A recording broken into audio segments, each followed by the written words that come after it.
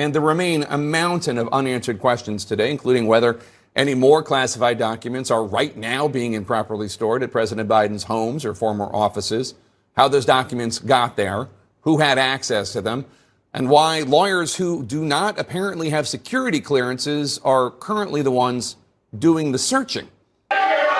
President Biden again ignoring questions about the investigation into his handling of classified documents, with sources saying Biden plans to stay focused on his schedule and agenda.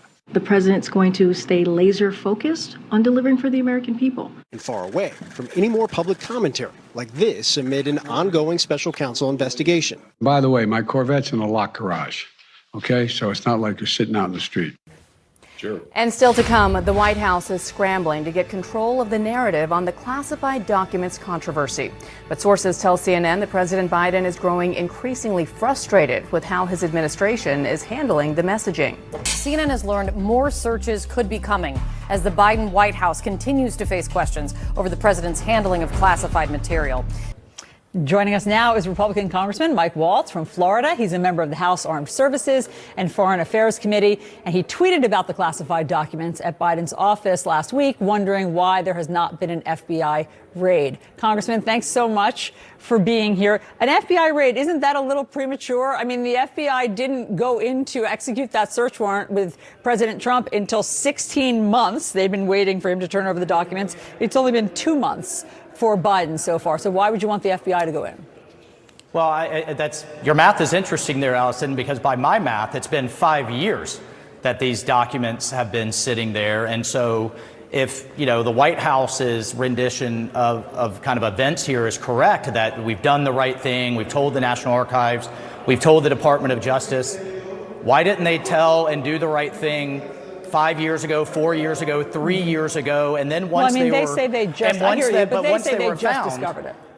Well, so that's my other question, on top of the list that you guys have rightly asked is why were $1,000 an hour high-priced attorneys suddenly on November 3rd starting to look through these documents? And since then, the University of Pennsylvania said we didn't ask them to clear out that office. So what drove that look and then disclosure in the first place? Let's add that to the whole list of questions. But I think what we need in the most immediate term, which we asked about the previous president as well in the Mar-a-Lago documents, is what was exposed.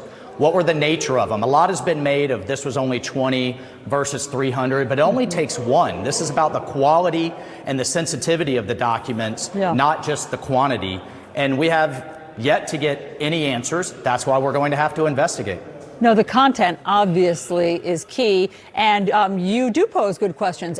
Actually, at the moment, the White House press secretary is addressing all of this. Congressman, I hope that you can stick around with us, so let's just take a listen to what she's saying.